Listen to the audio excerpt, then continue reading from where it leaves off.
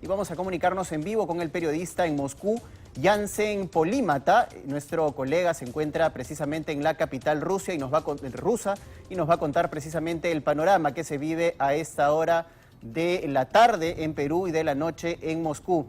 Yansen, muy buenas noches para ti, muy buenas tardes aquí en Lima. ¿Cuál es el panorama que se vive luego de estos ataques que Rusia ha lanzado contra Ucrania?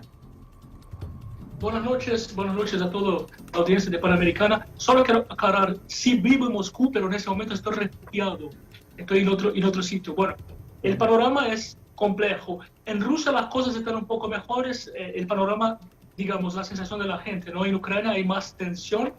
Yo hablé ayer y antes de ayer con Ucrania y bueno, ahí la gente tiene miedo. Hoy recibí algunos mensajes de amigos porque, aunque vivo en Rusia, tengo muchos amigos en Ucrania y bueno, la gente está amedrentada. Y la sensación es horrible, es muy fea. Recordemos que Kiev estuvo bombardeada, corrió sangre en las calles de Kiev en el 2014, ¿no? Que cuando empezó esa guerra, que no es de ahora, eso ya viene hace un par de años. Así es, Yansen. Y yo lo que te quería preguntar es precisamente basado en qué y en qué aspectos y en qué variables el presidente ruso Vladimir Putin decide lanzar esta ofensiva armada contra Ucrania. Te lo pregunto desde el punto de vista de la percepción y de la recepción de este tipo de ataques por parte de la población rusa hacia el presidente Vladimir Putin. Es muy compleja la situación. Voy a intentar simplificar para que la ama de casa que esté cocinando, esté mirando el canal, pueda comprenderlo. Voy a hacerlo sencillo. Hay varios puntos. Uno de los puntos, eso empezó dentro de Ucrania. En el 2014, bueno, hay una grieta, una división étnica en Ucrania. La mitad del territorio, la mitad de la población se siente europea y la otra mitad se siente rusa. Y eso significa mucho porque significa hacer acuerdos, entrar o no a la comunidad europea o pertenecer hacer comercio con Rusia, tener pasaportes de allí. Entonces, bueno, eso dividió el país y en aquel entonces, 2014, hubo derramamiento de sangre porque, bueno, el presidente era prorruso y las poblaciones que se rebelaron hicieron una especie de revuelta interna. Hubo sangre en las calles de Kiev, en aquel entonces tanques, ahí empezó todo. Rusia de cierta forma se aprovecha de esa situación porque Rusia patrocinó esos separatistas, ¿no es cierto? De hecho, se autoproclamaron independientes. Esas regiones se llaman Donetsk y Lugansk. Dicho eso, pasa un tiempo, Rusia anexa Crimea, que era una región que había pertenecido a Rusia después durante el régimen soviético, estaba controlada por Ucrania, que es una península muy importante porque, bueno, está en el Mar Negro y permite tener acceso marítimo, ¿no es cierto? Eso por otro lado. Y la otra razón, bueno, hay una más. Putin dice también que Ucrania, bueno, que la forma como Ucrania se fue no es legítima, ¿no? Hace 30 años cuando tuvo su independencia después de la caída de la Unión Soviética y los fundamenta. Bueno, pero la otra razón que es mucho más allá de eso es una cuestión geopolítica. En ese mundo de posguerra fría que tenemos, ¿no?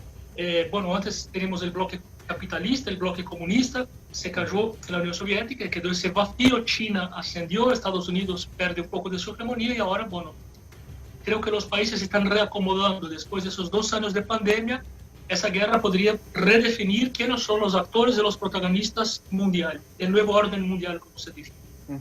Ahora, Yansen, me parece pertinente preguntarte también sobre el impacto que va a tener esta escalada bélica contra Ucrania en el resto de Europa, sobre todo desde el punto de vista social y humanitario. Se prevé que más o menos unos 5 millones de ucranianos abandonen sus hogares para desplazarse por toda Europa, principalmente Europa del Este. ¿Cómo va a impactar precisamente este conflicto armado en toda la composición social y económica europea una vez que se recrudezcan las acciones bélicas? Mira, yo no sé si 5 millones de personas van a abandonar sus hogares. Me parece que es un número bastante alto. Puede ser, no tengo esa información, pero precisamente hoy hablé con Kiev, ¿no? Pregunté a amigos, ¿pensáis ir a alguna otra parte? Y me dicen, no, vamos a estar aquí porque no hay un lugar donde ir, porque uno tiene una casa, tiene una historia, tiene una vida, ¿no es cierto?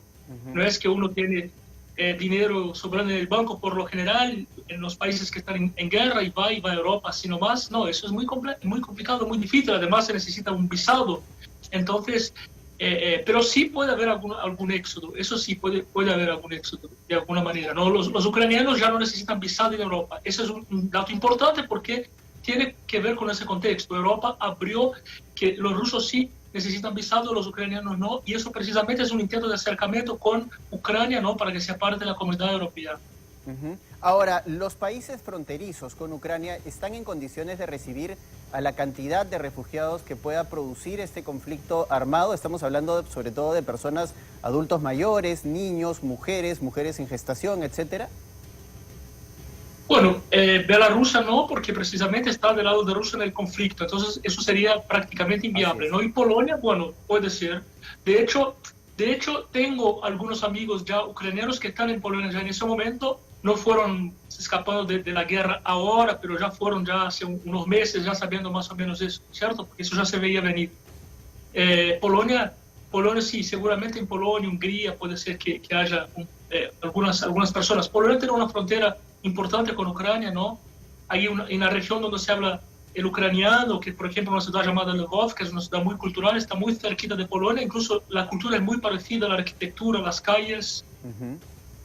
Así es. Ahora, Jansen, la última pregunta que te quiero hacer es la relación con el resto de países fronterizos, porque si bien Ucrania no pertenece a la OTAN, países como por ejemplo Polonia, que comparte frontera con Ucrania, o países alrededor como Lituania, Estonia, sí pertenecen a la OTAN. ¿Y tú crees que la pretensión del presidente Putin puede hacer ir más allá del territorio ucraniano con todo lo que ello implica militarmente? Porque si se meten a un país de la OTAN va a tener que responder militarmente, como ya lo ha advertido en otras oportunidades tanto el presidente francés como el presidente Joe Biden, hace pocos instantes nada más que se ha pronunciado. Esa es precisamente la cuestión, ¿no? Ucrania no está en la OTAN como algunos países sí ya están, y Rusia no quiere que Ucrania esté en la OTAN. Ucrania, Bielorrusia y Rusia son los tres países fundamentales de ese proyecto soviético. Eso para entender también, ¿es cierto? Los demás se fueron agregando. Esos son los países de los pueblos rusos como cultura, no solamente de Rusia, los rusos eslavos, ¿no es cierto? Entonces, la OTAN fue creada con el fin de hacer frente a la Unión Soviética. La Unión Soviética, a su vez, crea el Pacto de Varsovia. Cuando se termina la Unión Soviética, la OTAN no desaparece. El Pacto de Varsovia sí. Claro. No solamente que no desaparece, sino que se fortalece. Los estados que eran antes del Pacto de Varsovia, poco a poco comienzan a migrar a la OTAN crece mucho y Rusia ya no quiere más y dice que Ucrania es su línea roja, que a partir de ahí ya no acepta, ¿no? Fue la única exigencia que tuvo el Kremlin, fue esa. Que Ucrania no entrara de ninguna manera a la OTAN. Así es. Muchas gracias, Jansen, polímata, que ha estado con nosotros, periodista ruso, que nos ha dado su posición y su visión con respecto a este conflicto que, repetimos, nos afecta a todos, a pesar de la distancia geográfica que pueda haber entre nuestro país y lo que está ocurriendo en el este de Europa. Muchas gracias nuevamente, Jansen, por haber estado con nosotros. Y Ucrania